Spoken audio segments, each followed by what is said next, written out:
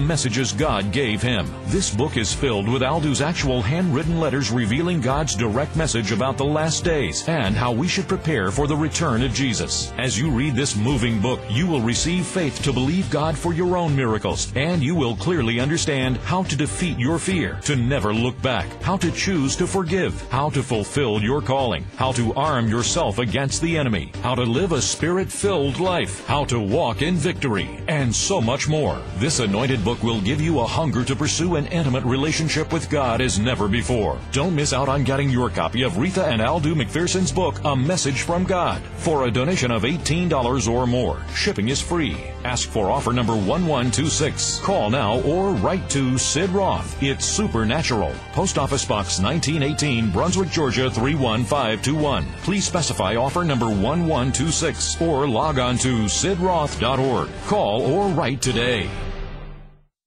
We now return to It's Supernatural.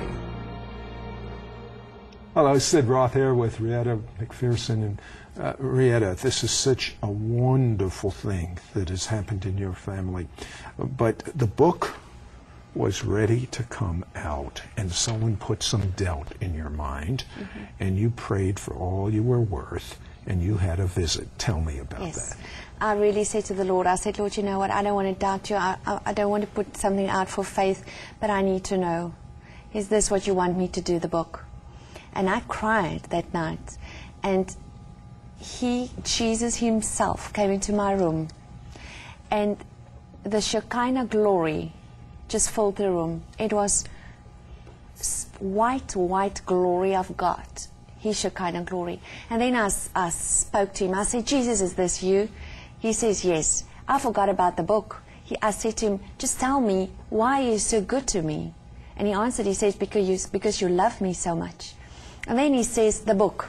He says, give me back the book. So I saw myself giving Jesus the book.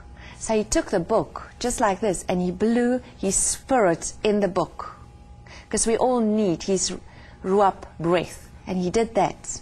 And he gave it back to me. He says, everybody that read this book will receive my spirit. They will feel my spirit, and my spirit, the spirit of truth, will open up this truth to them.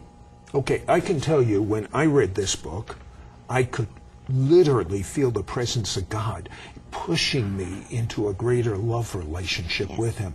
It's books new, but are you getting reports from other people besides me? All around the world. I tell you, the first thing, and then I get tears in my eyes, because the first thing people will tell me is, I could not leave the book, and the Spirit of God really spoke to me the whole way, and I felt the presence of God and the Spirit of God.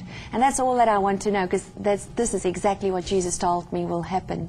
You were at the UN, and there was a beautiful mosaic, and God spoke to you. Tell me about that. The February just before the accident, me and my family were visiting New York, and we were at the UN, and I looked at this mosaic. I did a strange thing. I said to Aldo, come and stand here, let me take a picture of you.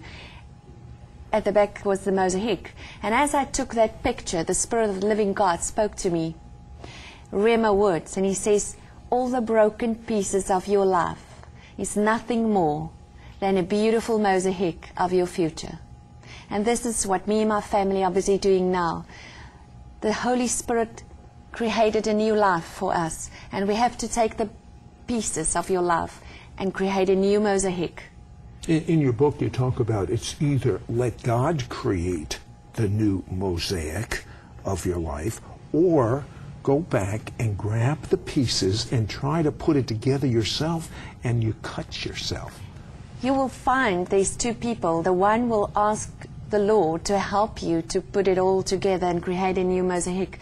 The other one will also gather the pieces, because that's part of trauma. And you will gather the pieces, but you will find after a year, when you pass there, you will see there's blood, and they are bruised and cut, because they have not start building this mosaic. Life is like that. You have to make a choice with what you have in your hands. Pitiful or powerful, you can't be both. You have to surrender your life to God, and God will help you to create this mosaic.